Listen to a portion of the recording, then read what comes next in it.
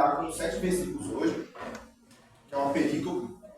Alguns termos talvez seja muito novidade, mas literalmente a gente vai pegar 7 versículos do capítulo 1. A letra está feia porque eu estou escrevendo rápido, a minha desculpa é essa. Mas, abram aí em primeira não, Romanos 1, Romanos capítulo 1 até o 7.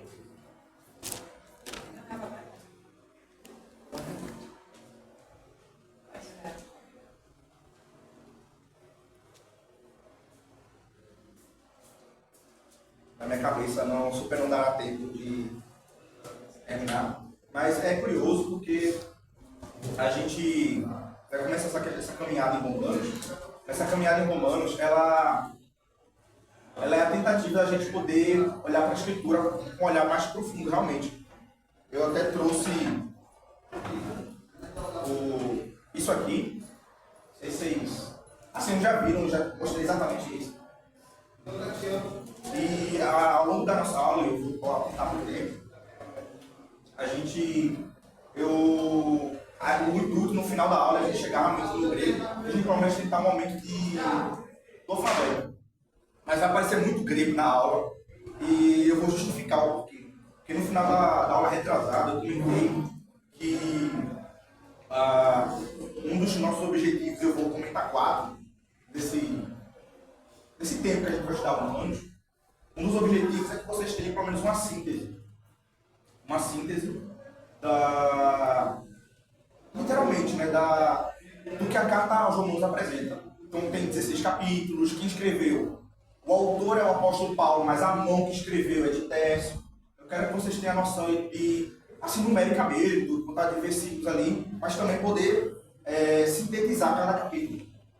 Ou seja, ao final do período que a gente estudava Romanos, eu ficaria muito satisfeito se cada um de nós pudesse resumir. Dizer assim, não, capítulo 1 fala disso, capítulo 2 fala disso, capítulo 3 fala disso, e conseguir resumir a carta inteira. Dizer, não, o apóstolo Paulo escreveu em determinado período, escreveu no ano 57 depois de Cristo, ele estava provavelmente ali na sua terceira viagem missionária. Então, que vocês terminem esse semestre, né? Vou chamar de octimestre, não fica muito feio. Mas esses 8 meses, a gente consiga terminar dizendo assim, ó, eu tenho um conhecimento profundo da carta. Esse é o conhecimento superficial inicialmente mencionando, mas é o primeiro objetivo meu, que vocês tenham um conhecimento de síntese da carta. Mas também eu queria que a gente pudesse não somente ter esse conhecimento de síntese, mas também ter um conhecimento de memorização. Conhecimento de memorização. Porque a gente estava comentando entre os professores da questão da gente memorizar versículos da carta aos Romanos também. Então não é só dessa síntese, mas também ter esses versículos memorizados. E um terceiro, que eu digo que é um objetivo mais audacioso, é o objetivo de vocês conseguirem conectar o texto bíblico com conceitos teológicos. Eu digo que isso é o mais audacioso, talvez seja um momento de aprofundamento, realmente. Então vocês olharem para um texto, vocês olharem e dizer, opa, esse texto aqui fala da dupla natureza de Cristo. Vocês olharem para um outro texto e dizer, esse texto é sobre o antinômio da soberania de Deus e da responsabilidade humana. Olhar para um texto e dizer assim, esse texto aqui é sobre depravação total. Olhar para esse outro texto aqui e perceber que é sobre a atuação do Espírito Santo. E você conseguir conectar essas questões. Então, opa, são conceitos teológicos, mas que você consegue encaixar ali e dizer, opa, esse texto está falando desse assunto teológico. Então, é um objetivo audacioso, sim, mas que pelo menos em alguma medida vocês consigam terminar esse período com esse ponto. E um último, que não tem a ver diretamente com a carta aos Romanos, mas vai ter por conta da aula que a gente vai dar, né, cada um de nós, é o objetivo de dar a vocês pelo menos um instrumental na língua original. É justamente por isso que eu coloquei aquilo ali, e é justamente por isso que eu vou citar umas palavras gregas. Tem uma específica, e eu vou citar umas 3 ou 4, talvez. Mas uma específica eu vou colocar e talvez seja que eu gostaria que vocês lembrassem dela. Que é quando chegar o momento eu vou colocar. Mas aí você pode perguntar, mas por quê? Se quiser falar, você quiser comentar depois a questão do porquê do grego especificamente. Mas uma coisa legal Eu sou um amante de livros especificamente, mas é interessante que a gente desconheça muito as línguas originais. E eu vou puxar justamente um comentário, não é o próprio Calvino falando ainda no comentário, mas é o Hermes Steinmeier que faz o prefácio da Itália. Ele vai dizer uma coisa interessante a respeito do modo como Calvino utiliza as línguas originais. Ele diz assim, ó, o Hermes Steinmeier falando do Calvino. A fecundidade exegética de Calvino tinha sempre uma preocupação primordialmente pastoral. Para ele, o fundamento da verdadeira teologia e da genuína exegese estava no ofício pastoral. Para ele, o fundamento da verdadeira teologia e da genuína exegese, eu repeti a mesma coisa, portanto, o seu direcionamento não era simplesmente acadêmico. Percebe-se que, para Calvino, o academicismo por si só era irrelevante para a vida da igreja. Notamos em suas obras que os pontos que ele revela maior erudição, demonstrando conhecer bem o hebraico, o grego e o latim, e os pais da igreja, etc., visam esclarecer determinada doutrina ou passagem bíblica que tem pontos de debate ou que são passíveis de interpretações diferentes. No entanto, percebemos que essa sua erudição é demonstrada em sua simplicidade, ou seja, falar de assuntos complexos de maneira simples e clara, isto é, profundidade. Isto sim é profundidade. Então, inicialmente, alguém pode pensar, mas por que aprender, pelo menos superficialmente, o grego? Mas é interessante, porque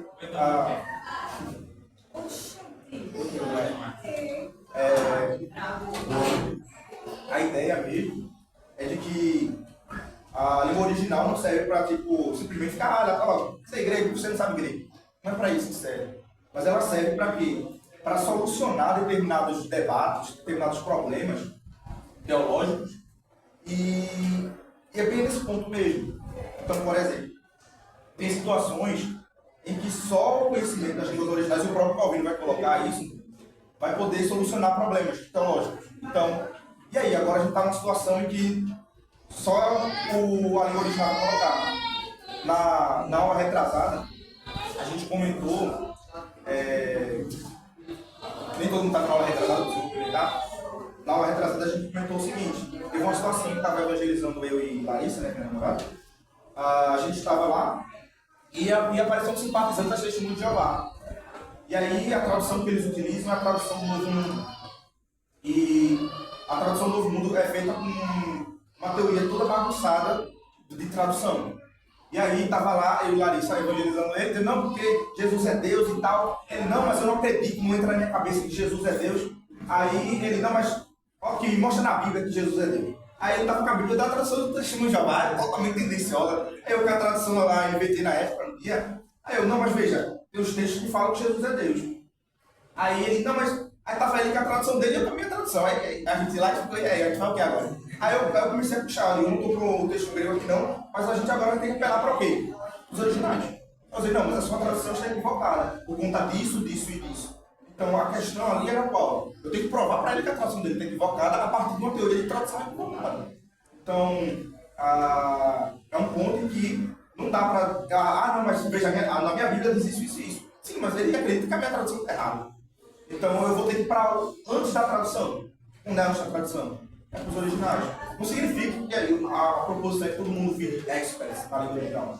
Mas é como o Calvino coloca. Para os momentos de dificuldade, vai ter um auxílio. Então eu queria justamente colocar esses momentos assim para a gente poder ter essas reflexões, porque a gente vai ver no comentário e mexe aparecer essas questões. Eu queria falar sobre isso, que é a questão da gente não acabar sendo enganado com essas falsas doutrinas porque se a gente pegar uma versão deles da Bíblia deles e a nossa, vai estar completamente diferente. Para a gente não acabar sendo enganados nas conversas e debates assim, a gente precisa saber o grego. E eu coloco muito isso na questão mais evangelística aí, porque a gente está sempre com pessoas não cristãs. Eu converso muito com as pessoas católicas assim, e a gente vê, tem algumas coisas que divergem da nossa. Então como é que a gente pode provar para eles que realmente o que está falando seja a verdadeira doutrina? Só trazendo para o grego ficaria mais fácil. Que para a gente poder diferenciar também a questão do grego koiné e o grego clássico. Como é que assim, como é que eles usam o grego clássico e a gente usa o grego koiné? Como é que isso diverge? Como é que eu posso explicar para eles que o grego koiné seria o melhor para ser usado e tal? Serão essas questões, assim, até pra gente mesmo acabar não se perdendo nas doutrinas, acabar acreditando naquilo que aquela pessoa falou. Então, a gente tem esse básico conhecimento, a gente pode acabar o quê? Firmando as nossas bases de fé e as pessoas não vão conseguir enganar a gente com essas falsas doutrinas, porque a gente tem uma base e a gente consegue, tipo, refutar aquilo com a Bíblia e com o grego. A Bíblia diz Acho que assim, seria isso. ao homem herege, admoestam uma, 2 vezes. Se não quiser te ouvir, evita, porque as más conversações corrompem os bons costumes. Então, o que é que acontece? Esse pessoal, como Jesus disse, não se deve jogar pérola aos povos. Como se estiver jogando pérola aos povos? É você anunciar o evangelho, que é uma coisa boa, que é valiosa. As pessoas não querem. Começam a colocar obstáculos, dificuldades, não querem crer. A realidade é essa. Olha, eu estou pregando a palavra de Deus, estou mostrando que é assim. Você não aceita, não quer. Aí você vai para um muçulmano que não crê na Bíblia, vai fazer o quê? Você vai discutir o quê? Não pode nem discutir nada de Bíblia praticamente. Você tem que discutir uma outra coisa, mas não Bíblia. Ou então Deus, através de você, operar um milagre para que eles vejam o milagre que Deus fez, que Jesus fez. Por exemplo, na expulsão de um demônio. Eu tenho pensado muito nisso. Teve uma vez que foram expulsar um demônio, sei quantos policiais, carro de policiais, ninguém conseguiu segurar o carro. Aí veio uma viatura de um soldado crente, foi lá e expulsou o demônio. Agora manda um muçulmano expulsar o demônio? Mano, invoca Maomé para expulsar o demônio? Invoca Buda? Invoca não sei quem? Agora invoca Jesus para ver se ele não sai? E aí? Qual é o Deus das portas? É que nem Elias e os profetas de Baal. Vamos provar quem é Deus, na verdade? Se é Jesus ou é Maomé? Quem é que tem mais poder? Entendeu? Então, tem coisas que, é assim, não quero, é perda de tempo. É como ela disse, talvez vocês, aos poucos, como tem um capiroto por aí, né, que falando 1000 vezes, aí se uma mentira se torna verdade. Aí termina você acreditando, mesmo sendo mentira. Porque você está sempre. Mas será que vai. Primeiro começa a dúvida, depois vai aceitando. Não quer. Não. Acabou-se. Entendeu?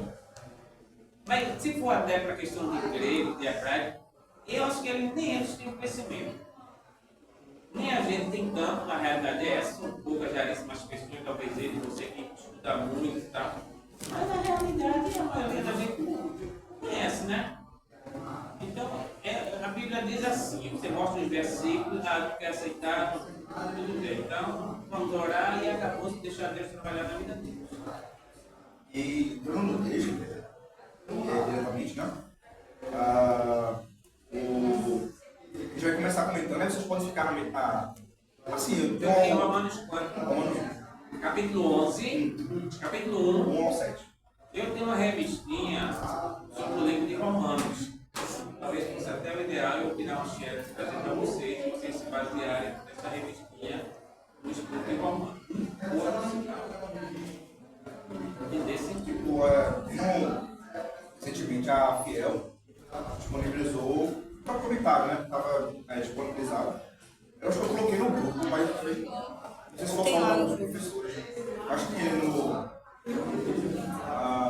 comentário, vou até colocar de novo, mas ele está tranquilo. Ele está ali em PDF. A gente estava utilizando o de Calvino, né? E eu mando de novo depois no primeiro versículo. No texto, eu vou ler o versículo. Na verdade, eu vou ler todos eles. Depois a gente vai comentando aos poucos para poder mastigar um pouco melhor. Diz assim o primeiro. Paulo, servo de Jesus Cristo, chamado para ser apóstolo, separado para o Evangelho de Deus, o qual ele prometeu anteriormente por meio de seus profetas nas Santas Escrituras, concernente a seu filho, que nasceu da descendência de Davi, segundo a carne, e que foi declarado Filho de Deus, com poder segundo o Espírito de Santidade, pela ressurreição dos mortos. Sim, Jesus Cristo, nosso Senhor, por meio de quem recebemos graça e apostolado, para a obediência que vem da fé entre todas as nações, por amor de seu nome, de cujo meio também sois contados, chamados para ser de Jesus Cristo. A todos quantos estáis em Roma, amados de Deus, chamados para ser santos, graça a vós e paz de Deus, nosso Pai e de nosso Senhor Jesus Cristo. Curioso porque a gente vai seguir na linha própria do comentário do Calvino. Inicialmente, a primeira palavra que ele destaca, e realmente a primeira palavra do texto, é a palavra Paulo. E Calvino, é muito interessante a linguagem que ele usa, porque ele diz: eu não vou perder tanto tempo, porque alguns comentaristas já falaram disso antes, eu não vou ficar me detendo tanto nisso. Que é justamente na questão do nome Paulo, especificamente. Que muitas vezes a gente ouve muito comentário sobre o porquê de Paulo. Tem gente que vai chegar e vai dizer: não, que o nome dele era Saulo, aí foi mudado por Deus, que Deus mudou o nome dele para Paulo e tal. E Calvino vai comentar alguns comentaristas que citam essa questão, e ele vai comentar esses comentaristas, mas vai dizer aquilo que ele concorda mais e vai dizer por que aquilo está correto. Por exemplo, ele cita, eu não vou citar todos, mas ele cita Agostinho. E é curioso, e eu gosto desse comentário que ele cita Agostinho, que Agostinho é o teólogo que Calvino mais gosta. Calvino cita muito Agostinho, e mais do que isso, Calvino concorda muito com Agostinho. Só que uma coisa que eu digo até em relação eu digo de mim até em relação ao Calvino ou qualquer outro teólogo. Muito curioso, porque o teólogo com que Calvino concorda mais é Agostinho. Mas quando ele discorda de Agostinho, ele não se tolhe de dizer: eu não concordo com isso de Agostinho. Ele não se tolhe de falar isso. Por quê? Porque ele sabe que a verdade final é a verdade da Escritura. Então, se um teólogo ele se equivocou em um ponto, está errado, não tem problema de estar errado. Então, mesmo ele sempre enfatizando a preciosidade da obra de Agostinho, quando ele discorda, ele diz: não, isso aqui eu acredito que é equivocado por conta disso, disso, disso. Então, é importante a gente pensar, quando a gente vai utilizar o comentário de Calvino, né?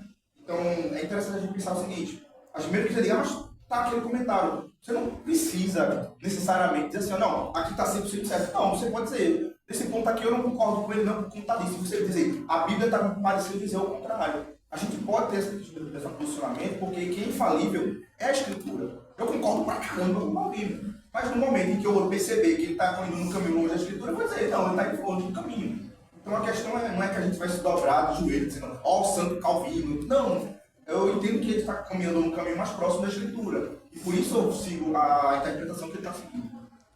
Mas não é no sentido de que a gente se coloca como se ele fosse um santo: eu vou me dobrar de joelho de noite para rezar o Santo Calvino. Não é esse o ponto. A questão é que são teólogos que são passíveis de erro porque são humanos. E aí, quando Calvino cita Agostinho, eu achei muito massa, porque é logo na primeira página. Ele cita o teólogo favorito dele e ele cita literalmente discordando. Olha como ele coloca. Ele coloca assim: não creio tampouco ser provável que esse nome dado a Paulo por ocasião de sua conversão. Ou seja, não acredita que o nome dele foi dado por Paulo na sua conversão. Aí, Agostinho, creio eu, deu seu endosso a esta hipótese simplesmente porque ela lhe propiciara a oportunidade de apresentar algum argumento sutil em sua discussão sobre Saulo, um autossuficiente, o qual se convertera em um muito pequeno, Párvulo, né, Paulo, discípulo de Cristo. Então ele coloca: olha, a argumentação de Agostinho era qual? De que o nome Paulo ele foi dado por Deus na ocasião de sua conversão, porque antes o nome dele era Saulo. E Saulo significa muito querido, muito desejado, né? Mas também pode indicar aquele momento em que ele estava na soberba dele, no momento de grandeza dele. Só que aí Paulos, no grego, e principalmente no latim também, significa pequeno, muito pequeno. Então vai dizer: olha, antes Saulo ele era grande, ele era opressor, ele oprimia o povo. E aí Agostinho vai dizer que esse nome foi dado Paulo justamente para indicar a pequenez dele. Só que aí Calvino vai dizer: eu não concordo com essa interpretação. Ele diz o seguinte: origem. Você vê que na Bíblia, começar por Abraão, que Deus mudou o nome de Abraão para Abraão. De pai para pai de muitas nações. Então, a troca de nome, você interpreta para Jesus e interpreta para a Jesus não fica perdido. Aí o que acontece? Abraão, pai de muitas nações. Para pai de muitas nações. Mudou o nome de Sarai para Sara. Mudou o nome de Jacó para Israel mudou o nome de Pedro, Cefas, para Pedro.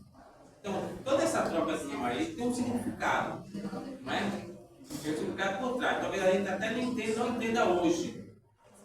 Mas Deus sabe o porquê. Não é? Deus sabe o porquê. E o para quê. Até nessa de Paulo aí, você pode observar aí, Deus vai mostrar a Paulo. Você acha que é alguma coisa, na verdade você não é. Nesse caso, E na verdade ele foi o maior dos apóstolos. Dos apóstolos ele foi o maior. E tanto é que ele vai dizer, para que eu não me ensoberbecesse, toda vez que eu falava, era esbofeteado por Satanás, mas não se engrandecer. E até para lembrar ele, pelo seu nome, Deus estivesse dizendo, olha, você tem muito conhecimento do grego, do hebraico, você é eloquente, você é isso, você é aquilo e tal, mas você não é nada. Como ele mesmo dizia, eu sou o maior dos pecadores. Para mostrar que ele tinha, porque ele era um homem completo, tinha todos os dons. Paulo tinha todos os dons. Paulo pregava, Paulo curava, Paulo tinha fé, Paulo tinha o dom da ciência, era mestre, era isso. Né? Mas, quando ele de repente dava um de repente nele que ele queria se engrandecer, ou literalmente vinha um mensageiro de Satanás, batia no rosto dele, ou era alguma coisa figurada, nesse sentido, para lembrar ele que ele não podia se engrandecer, se ensoberbecer. Aí Deus mudou o nome dele para dizer, Deus pequeno, pensa que tu és aquilo que tu acha que é. nesse caso, ele discorda dessa interpretação. Ele diz que não acredita nessa interpretação, porque o nome dele foi mudado. Por exemplo, ele coloca aqui, Orígenes, entretanto, é mais coerente em sua conclusão, dizendo que Paulo era portador de dois nomes. É bem provável que haja sucedido que o nome familiar Saulo lhe fora dado por seus pais como indicativo de sua religião e raça, enquanto o sobrenome Paulo lhe fora adicionado como advertência de seu direito de cidadania, evidência de seu direito de cidadania romana. Esta constituía uma grande honra que era de muita importância nos dias de Paulo, a qual seus pais não queriam ocultar, embora não lhe desse tanto valor que deixasse a mesmo obscurecer a evidência de sua origem israelita. Entretanto, este foi o nome que Paulo geralmente usou nas epístolas, talvez porque era um nome bem mais notório e mais comum nas igrejas às quais escrevia, bem como mais aceitável no Império Romano, e menos notório no seu círculo próprio povo. Paulo, naturalmente, procurou evitar as suspeitas desnecessárias e o violento desprazer ocasionado pelos nomes judaicos em Roma e suas províncias, evitando igualmente excitar as paixões de seus compatriotas, bem como tomar precauções em prol de sua segurança. Então, essa interpretação do Agostinho, Calvino vai dizer, olha, eu prefiro concordar com Orígenes, de que normalmente a interpretação mais normal, então a novela coloca, a maioria dos comentaristas, pelo menos hoje em dia, comenta de que Paulo não teve o nome trocado, mas tinha dois nomes, o nome romano e o nome hebraico. Né? O nome hebraico é Saulo, que literalmente é Saul. Se você pegar uma forma hebraica, é o mesmo nome de Saul, Saul, o rei do Antigo Testamento. Então Saul, Shaul, né, no hebraico. Esse era o nome que ele tinha no hebraico. E aí ele tinha outro nome da cidadania romana. Todo cidadão romano, por exemplo, ele é judeu, nascimento. Ele até fala disso, que ele é da tribo de Benjamim. Mas, por exemplo, como os pais dele nasceram numa província, Tarsus, que é uma província romana, ele também recebe a cidadania romana. E para comprovar essa cidadania romana, no documento dele tem o nome de nascimento para sua religião, Shaul, Saulo, e o nome romano, que é Paulo. Então, é uma questão também de dupla nacionalidade. Aí o Calvino ele coloca que, apesar do Agostinho dessa interpretação da mudança de nome, ele concorda mais com a ideia de que ele já tinha o nome desde o nascimento, os dois, né? Recebeu de nome tanto Shaul, Saulo, como Paulo. Então seria dois nomes. Primeiro e segundo nome. Pode Isso, é tipo nosso sobrenome. Tipo, a gente teria O que é dois mais nomes. certo, né? Na realidade é. Até para essa questão romana, que ele era romano também, aí ficaram os dois nomes. Se bem que ele era mais conhecido na igreja como Paulo, né? que até no texto. Ele talvez até Deus mudou o nome dele para que não ficasse na lembrança da igreja, aquele nome Saulo, daquele perseguidor da igreja. Não é? E Saulo assolava a igreja. Saulo, toda vez que lembrar Saulo, aí ia ficar em Paulo com o nome mais. Não é? E é até interessante que, por exemplo, todas as mudanças de nome no Antigo e no Novo Testamento, tanto é que, por exemplo, Pedro diz, ó, tu não se chamarás mais Pedro. Toda vez que ele faz uma mudança de nome na Bíblia, ele menciona a questão da mudança. Mas em relação a Paulo, não. Ele fala, na Atos 13, ele menciona Saulo, que também era chamado Paulo. Ele não fala que ele recebeu um novo nome, mas menciona que ele também era chamado naquele outro nome. E aí, a gente avançando, ainda no primeiro versículo, ele coloca servo de Jesus Cristo. E aí, uma palavrinha que eu vou colocar, não vai dar para marcar não, mas essa palavrinha aqui, que eu digo que é a palavra mais importante da aula inteira. Agora eu vou ter que me desdobrar para poder colocar isso aqui no quadro. Calma que eu estou nervoso. Calma aí, espera aí. Não, pegar um quadro. Escrever depois. É verdade, eu demissa, eu não chamo, mas cadê aqui? Não vai dar para entender absolutamente nada, mas peraí. Lê. Aí você vai dizer, mas eu não vou entender isso aqui. Mas é literalmente a palavrinha. Ela está escrito aqui no alfabeto ali. Mas essa palavrinha aqui ela vai ser importante, porque eu digo, do capítulo 1, eu digo, pelo menos para mim, é a palavra mais importante, que é a palavra chamado. Aí no texto, ele vai colocar, ele vai dizer servo de Jesus Cristo, mas ele vai dizer que ele foi chamado, que no original a palavra é kletos. E essa palavra, ela é muito importante para a gente. Eu vou ler como está no português, já viu, ó.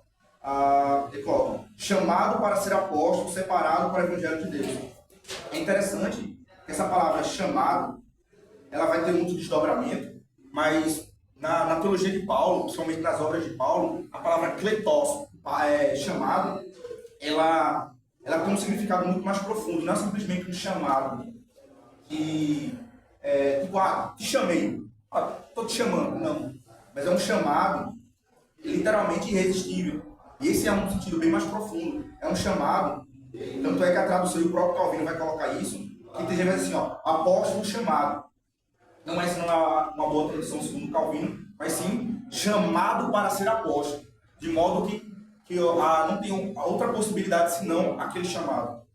Então, essa palavrinha ela vai aparecer depois no final, mas a ideia é de que ele vai justificar o chamado dele, vai justificar o que ele está falando, justamente com o quê? Eu não estou falando simplesmente porque eu estou falando qualquer coisa aqui, eu estou falando porque eu sou servo de Cristo, eu estou falando porque eu fui chamado por Cristo e fui separado por Cristo. Então, ele está colocando as ideias insígnias do porquê ele está falando aquilo. E ele vai adiante. No versículo 2, ele diz, o qual ele prometeu anteriormente. Então, esse evangelho que ele vai começar a explicar, que está ao longo de toda a carta, Paulo diz o seguinte, ele diz, olha, esse evangelho, ele prometeu anteriormente. E aí é interessante que o Calvino vai destacar no final aqui, ó, eu vou ler para a gente ver. Ele diz, ó, desta passagem podemos deduzir a natureza do evangelho. Pois Paulo nos ensina que ele não fora pregado pelos profetas. Ou seja, o evangelho não foi pregado pelos profetas. Você vai dizer, poxa, como assim o evangelho não foi pregado pelos profetas? E Calvino vai destacar mais. Mas só prometido. Se, pois, os profetas prometeram o evangelho, segue-se que foi revelado quando o Senhor finalmente manifestou-se em carne. Portanto, aqueles que confundem as promessas com o próprio evangelho se equivocam, visto que o evangelho propriamente dito é a pregação estabelecida do Cristo manifestado, em quem as próprias promessas se concretizam. Então, a grande sacada que o Calvino está colocando é o seguinte, o Antigo Testamento é o momento da promessa.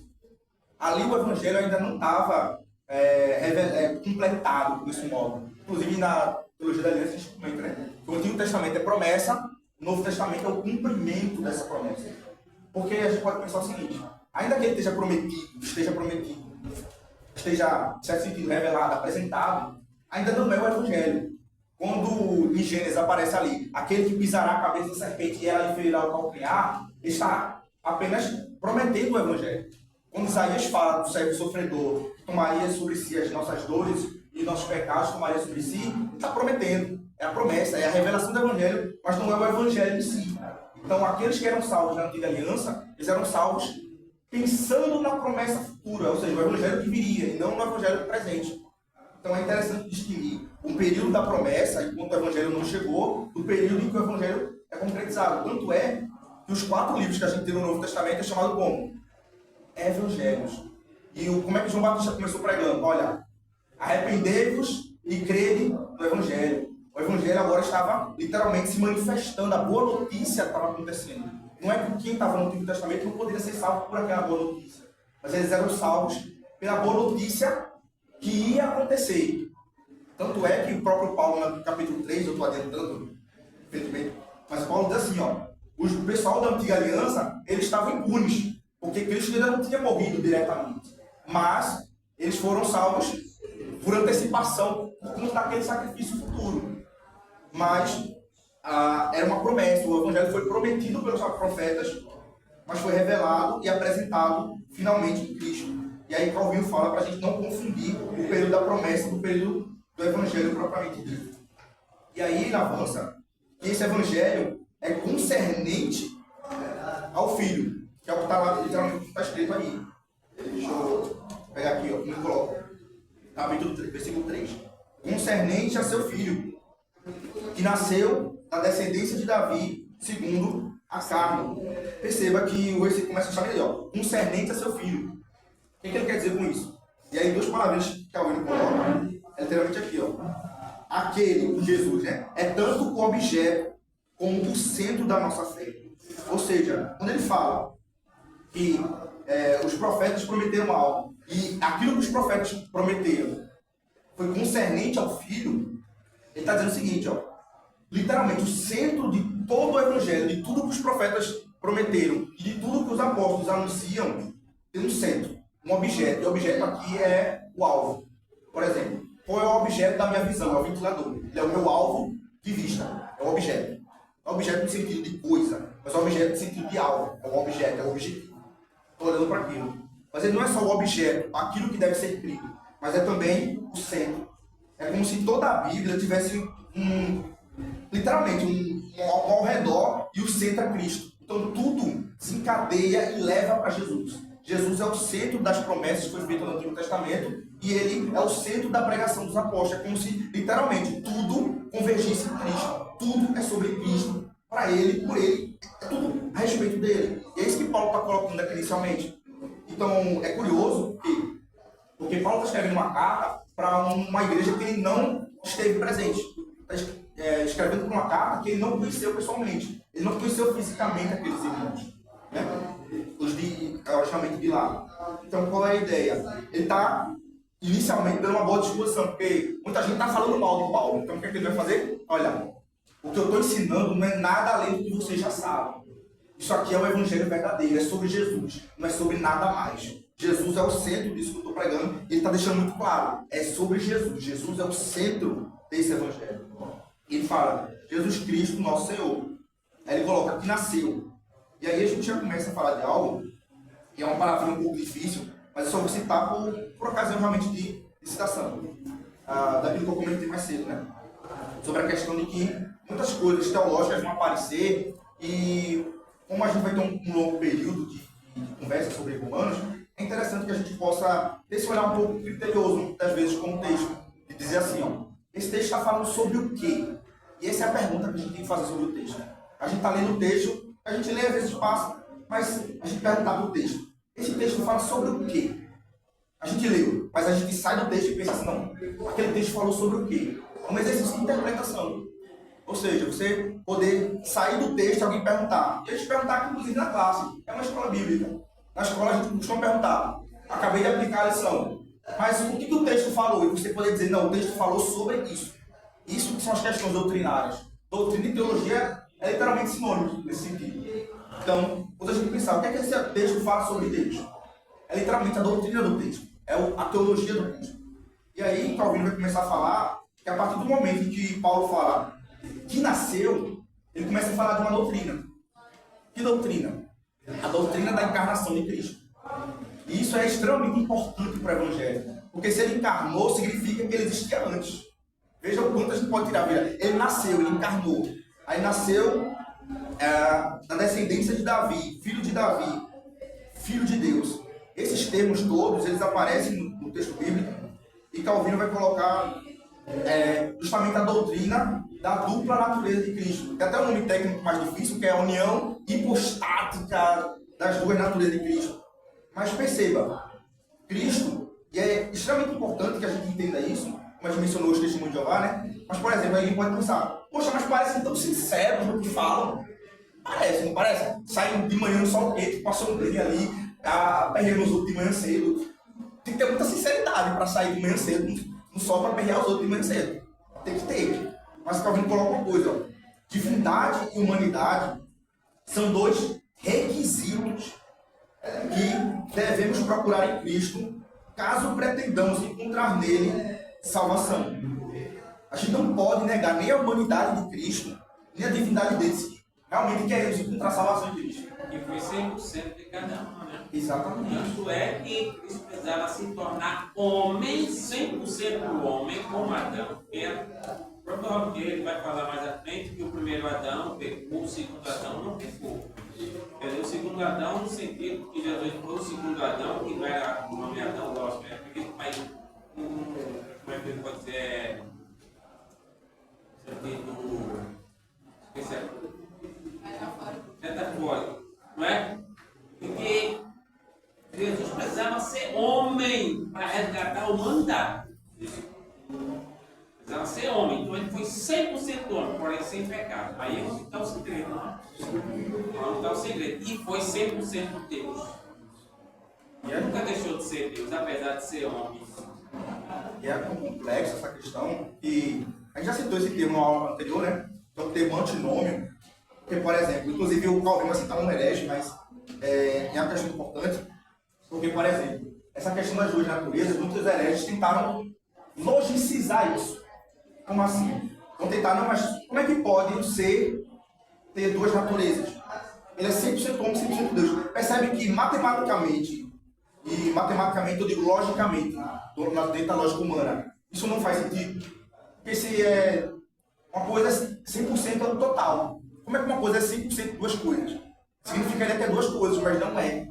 Percebe? Por isso que é um antinômio. E antinômio na teologia é um termo para se referir a duas verdades por si só, que elas 100% homem é uma verdade que não tem problema. 100% Deus é uma verdade que não tem problema. Você junta as duas, você fica, como é que isso se junta? Aí alguns hereges, Apolinário, Nestório, Ário, né? Os testemunhos de Jeová gostam muito de Ário. Tentaram dar uma lógica para isso. Mas a ideia das duas naturezas é o seguinte: ele é 100% Deus e essa natureza não se junta com a natureza divina. Não se misturam. Ele é 100% Deus e 100% homem. Ao mesmo tempo que é uma, ele é outra ao mesmo tempo. Em uma só pessoa. Duas consciências, duas naturezas que não se misturam. Aí você diz, mas isso parece não fazer sentido na lógica humana.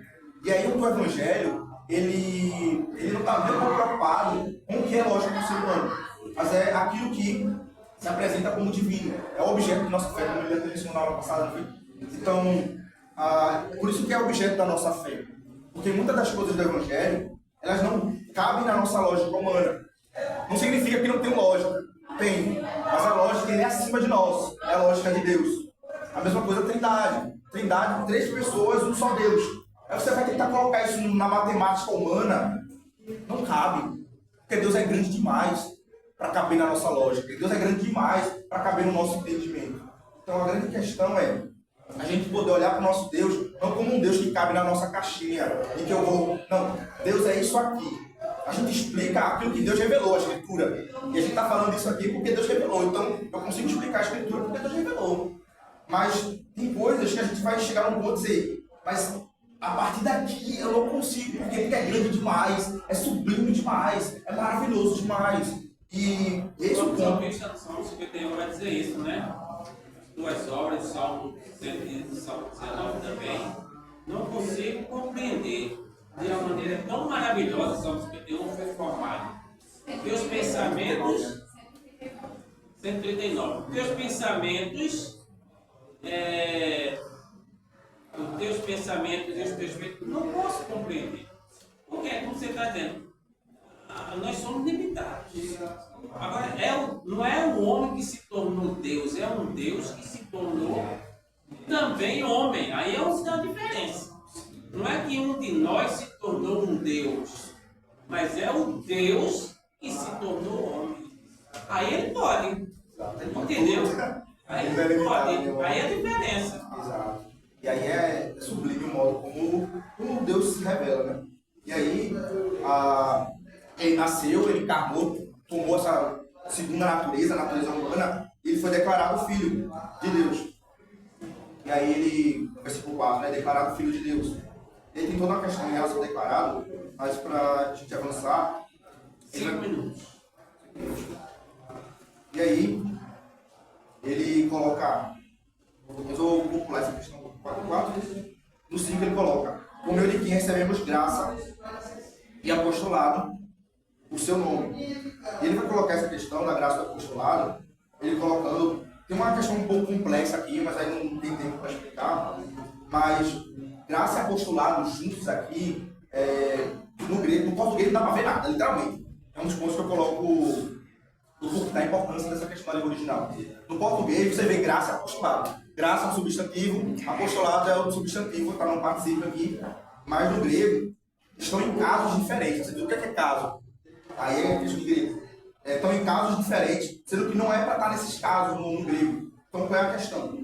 É que o fato de Paulo ter colocado nesses casos indica que tem essas duas palavras que são correlacionadas. Apostolado está totalmente interligado com a palavra graça.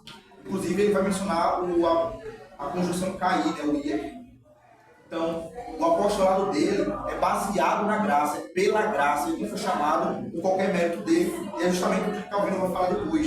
Ele coloca aqui, ó, ao falar assim, ele deixa explícito que sua designação para tão sublime ofício, o apostolado, era totalmente obra do favor divino, e não dos seus próprios méritos.